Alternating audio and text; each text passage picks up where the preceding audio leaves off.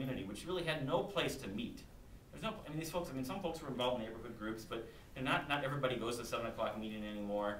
And a lot of folks, you know, were newer in the neighborhood, just didn't know each other. And this allowed, also the home brewers are now organizing, so they're gonna have a home brewing party, right? So what's really exciting to me about that is the ability to see how, you know, who can recommend a good plumber one day can feed into a discussion about new tennis courts, can feed into a discussion about building a community garden. And so that's one thing I'll just say is that go local and understand that if we could get the folks that have the big list statewide to also think about how to move people into sort of nonpartisan ways to interact locally, I think we might have a good 1-2 punch.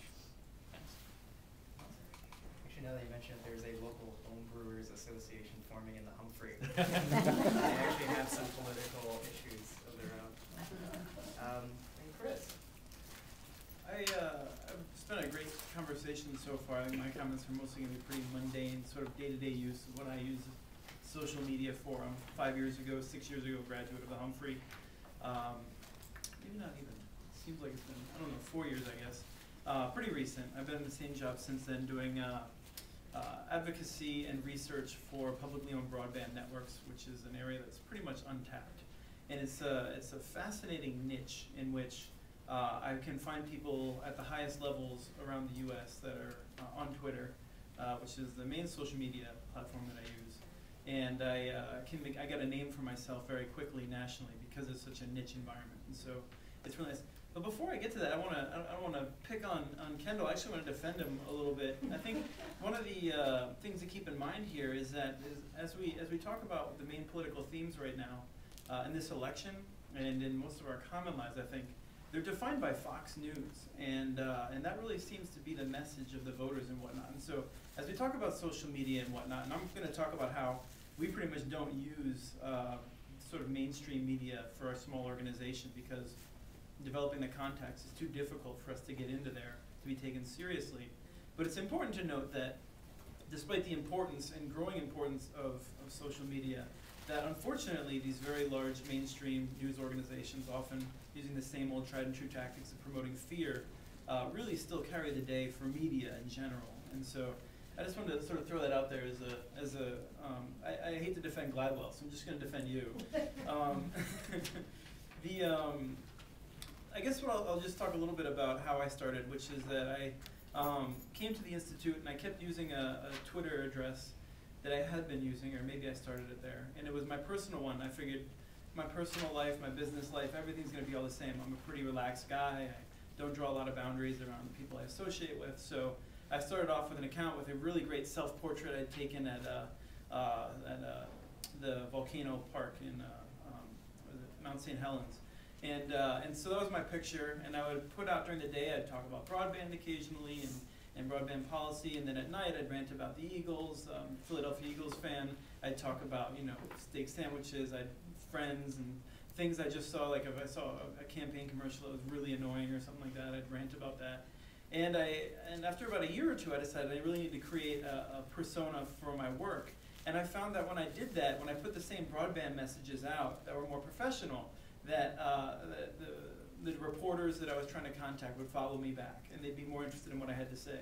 Because I had a photo of me actually wearing this tie, and it was more of a serious. And when you look back at the stream, you wouldn't see broadband, football, soccer, you know, and then go down. It would be a consistent message. And so for me, that was a real lesson learned. And so now, if you're interested, you check out Community Nets. It's at Community Nets, which is try to keep it a little bit short.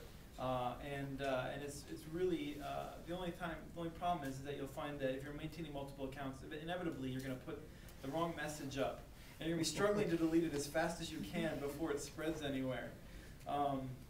But that gets me to one of the things that I wanted to mention, which was using the right tools is essential, and this is sort of a self-training kind of thing. And so for me, when I wanted to put up a post on our site, and then I want to promote that in Twitter, I would have to cut and paste over to a client or do something else. And this is really easy stuff, right? We're talking 5 seconds worth of work, but I'd sit there and think, I'll do that later. I don't want to do that right now. And when I installed an add-on that allowed me to just do one click, pop up a window, put in what I wanted to say, and then it posted it, I was doing a lot more of promoting my own work. And so it's really important to not just use the tool, not just use these services, but find the tools that are right for you. So TweetDeck is what I use. It allows me to manage multiple personalities.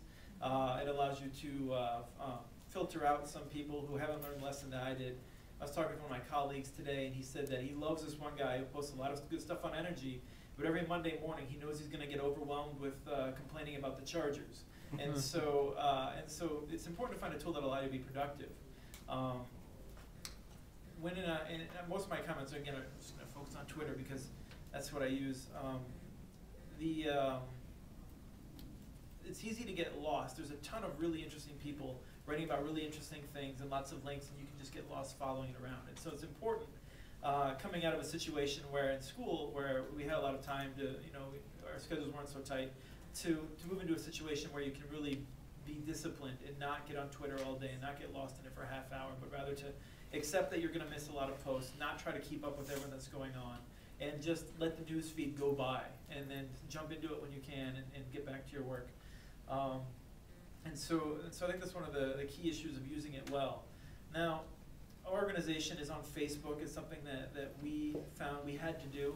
It would be irresponsible not to do because we're just missing too many people.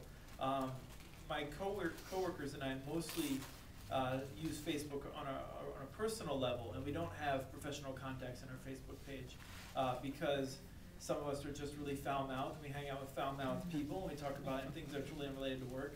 And other ones, people just want a refuge from work where they can just see what's going on with family and friends. And so if you start friending a bunch of people from work or from professional colleagues and add them into your Facebook page and later decide you don't want to do that, it can be uncomfortable. So it's important to sort of make up these rules for yourself before you start adding professional people into your network and figuring out how you want to deal with that. So for Facebook, we found that we had to use it, and so we do. We had an argument about whether or not we'd have the like button. The like button is tremendous. It really drives a lot of traffic in terms of people in one click, right? What I just mentioned a couple minutes ago, right?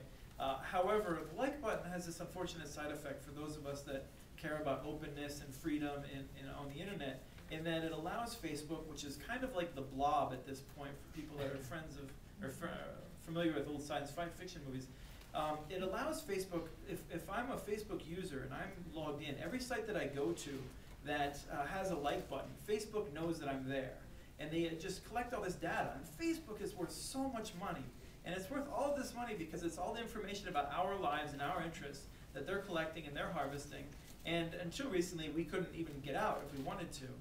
So I have personal issues, and I didn't want our organization to be a part of driving this along.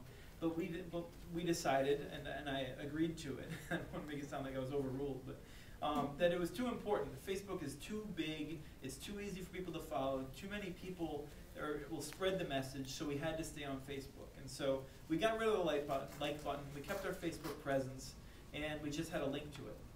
And we've seen traffic decrease, and so we'll be deciding soon whether or not we're going to add it back in. So traffic to your page or traffic to your home site? Traffic to our page, to our websites, and the number of likes and people that were checking us out and that sort of thing. So for us, it's sort of it's an issue of how we want to use social media tools and where we want to draw the line in terms of harming our message versus maintaining our philosophy. We use all social media for really two discrete purposes. One is publicity. We're 4 people in our Minneapolis office, and then DC is a whole separate group where we came out of. So we do policy work. We lost our press person because of the recession, so now we do our own press work. And I don't have the kind of time to both be effective at following what's going on and being an effective researcher and cultivating all the contacts I have to do for mainstream press and press releases. So I mostly use social media. So that means being smart about putting up posts that are provocative, putting up posts that have graphics in them. Data visualization and graphs are huge if you want people to go on. You can write the same article and you can put it up and it can be really brilliant, 800 words, 300 words, and if you put a graph in there that's somehow relevant, you'll find that a lot more people are interested in following up and spreading that around. I put up a map and I spent a little bit of time doing it, 3 times as much time trying to get it out and people to see it, showing what states had preempted local authority to build broadband networks. And then I just left it up there, and I don't know, 2 months later I came back to our server stats and found that a week ago we pulled in 6,000 hits in 2-hour period of Saturday because it somehow showed up on Reddit. And you know, maybe that came because we have a little button that allows people to click it, or maybe not. But the point is that maintaining content, making sure you have a high Google ranking, sort of the general practices, all help you in social media, because you put up something today and people are going to find it a year from now, and hopefully it'll still be relevant, it'll be interesting, and they'll use social media in their own way to promote it. And so, as I'm kind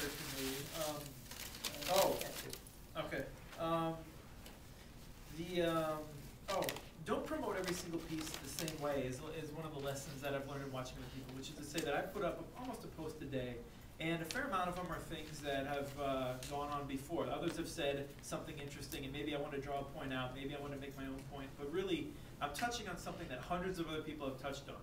I'm not going to push that out to social media because it's already been said, it's not going to spread. I want to make sure that when I'm pushing something out, that it's listened to, rather than just being like, oh yeah, that's just Mitchell. He's put out 5 other things today that are pretty mediocre. So for about half of the post, maybe less of stuff, I don't even push out on social media very hard or at all. And then for other ones, I'll put out. I'll say this is an interesting piece. I won't say that in the title. I'll use a specific keyword like the title of the piece, and then I'll make sure that there's certain keywords like broadband, where people are searching Twitter live constantly for terms like broadband or energy policy or feed-in tariffs or turbines or something like that.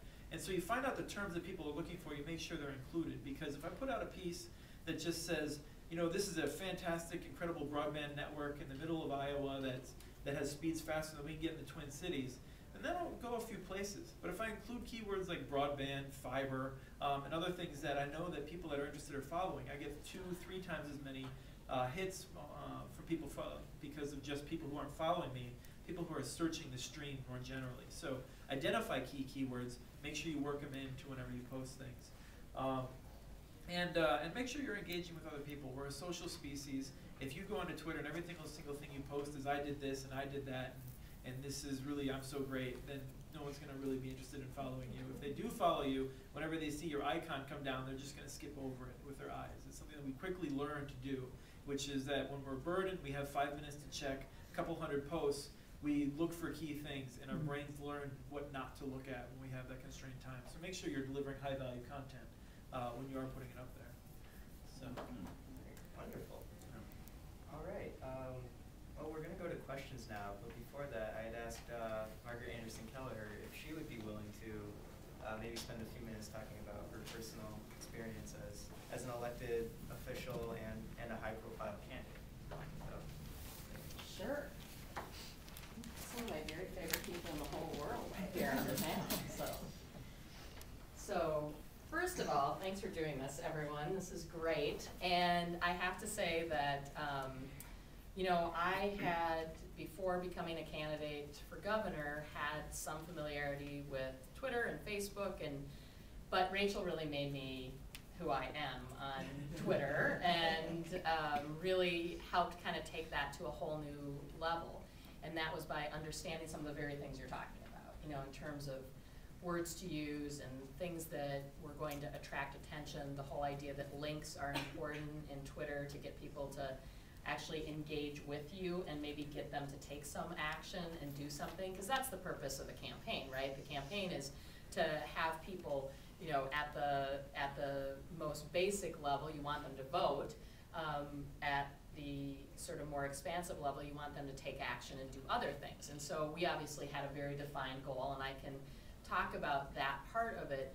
But then I think there's also another piece of this, and that is that, I'll just admit that I didn't understand what Twitter was all about when I first signed up for my account. And it was kind of like, well, I have a Facebook account, why do I need a Twitter account? And I actually signed up and did not use it for a while during, I don't even know when I established it. But what happened is the thing that kind of changed my perspective on what it was learning, Tony Sertich and I are both